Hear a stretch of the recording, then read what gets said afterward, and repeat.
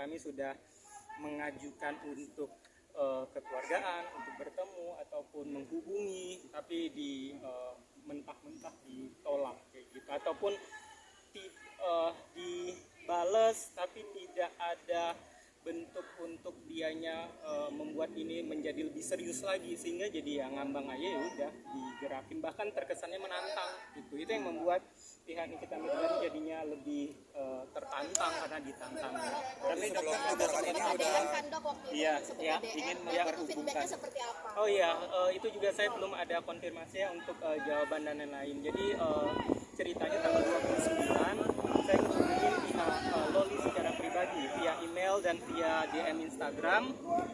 Itu tidak dibalas sama sekali. Tidak dibalas sama sekali. Saya sudah mengechat dengan bahasa yang baik-baik sekali, dan itu saya pastikan kalau di tanggal akhir Agustus itu dia menjawab dengan baik-baik, saya pastikan dia pulang ke rumah. Saya pastikan kalau dia tidak pulang ke rumah, saya pastikan 1.000.000% dia tinggal sama saya, dan saya jamin biaya hidup dia. Itu saya jamin, dan itu sudah saya sampaikan ke dia. Lalu ya namanya mungkin dianya masih ego ataupun apa.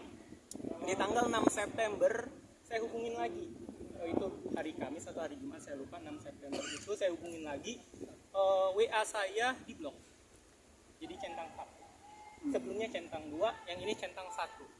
Ya saya nggak mau putus asa, saya tetap hubungin via email, tetap tidak ada balasan. Saking seriusnya saya untuk mendamaikan ini semua, karena menurut saya pada saat itu Nikita Mirzani sudah membuka tangan dia untuk walaupun kalau kalian tahu mulutnya sesadis-sadis itu, sejahat-jahat itu, tetap hati seorang ibu tidak ada yang tahu besar hatinya kayak gitu.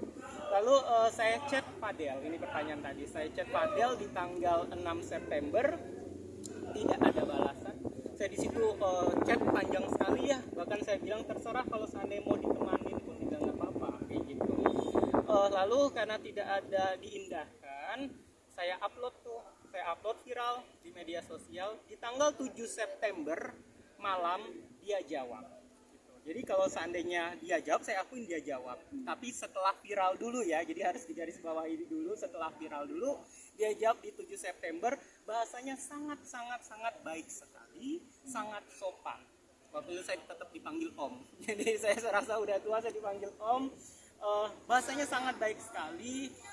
Dia bilang iya nanti dicari waktunya ketemu. Saya bilang minggu depan ya, saya bilang dalam range minggu depan ini, jadi saya kasih waktu 7 hari gitu. Lalu di tanggal 6 dianya di tanggal 6 saya chat. Lalu di tanggal 7 kalau nggak salah si Loli membuat video klarifikasi. Di situ kalau kalian ingat yang dia buat di video malam-malam, di situ Nikita Mirzani murka seburka-burkanya. Setidaknya kalau seandainya Loli kemarin itu diam saja, setidaknya mungkin Nikita Mirzani masih membuka tangannya. Saya jamin itu 1.000.000%.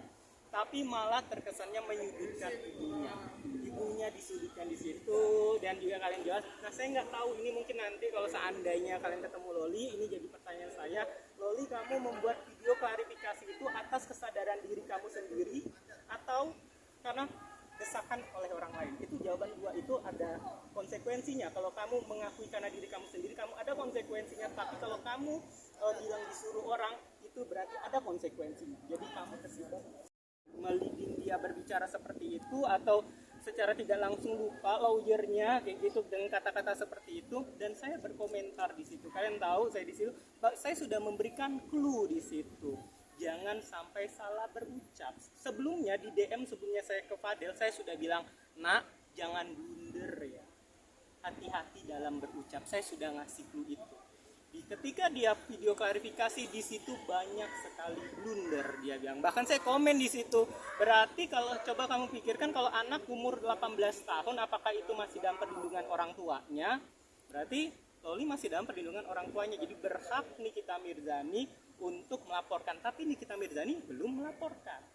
Semakin ditantangin lagi beberapa hari setelah itu, dia buat video klarifikasi di kafe. Disitulah Nikita Mirzani merasa semakin ditantang. Besoknya bimsalabim di penjara dilaporkan seperti itu gitu sih. Tapi mungkin dokter sendiri ya. lihat Loli yang maksudnya seperti kayak melawan banget sama mamanya Iya. itu. Menyangka nggak sih?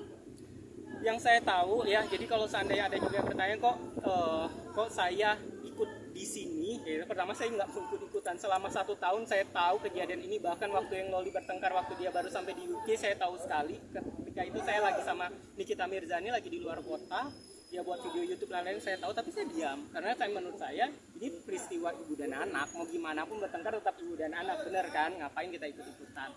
Tapi di sini saya ngeliat kok makin kurang ajar. Pada dasarnya ini anak sangat baik sekali, sangat sopan, sangat pintar. Tapi saya nggak tahu nih pengaruh lingkungan kenapa. Jadi saya tidak mau menyalahkan Loli ya. Yang saya tahu itu anak baik, anak itu pintar.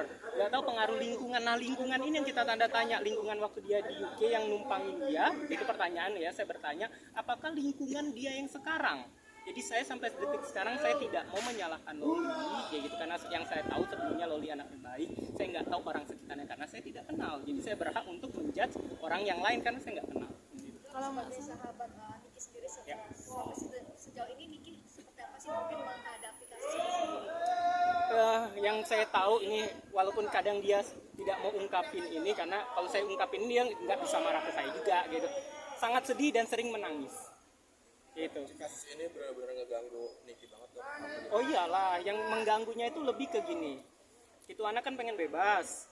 Niki sebenarnya membolehkan anak itu bebas karena permintaan dia berkali-kali gitu. Nah kalau mau bebas, tolong jangan sangkut pautin lagi sama dia kayak gitu. Atau kalau seandainya kok Nikinya keluar, ya gimana nggak keluar, malu anaknya terindikasi, terduga melakukan penghilangan janin kayak gitu. Siapa yang nggak malu, walaupun orang dia nggak mau, tapi kan nama dia terlalu diikut-ikuti. Makanya dia selalu bilang, tolong kalau membuat berita tentang itu anak kayak gitu jangan bawa-bawa nama saya. Tapi ya gimana, media kan, media taunya itu anak Nikita Mirzani, mau sampai kapanpun Nikita Mirzani selalu akan ikut-ikutan, diikutin gitu. Dok, ini meskipun dari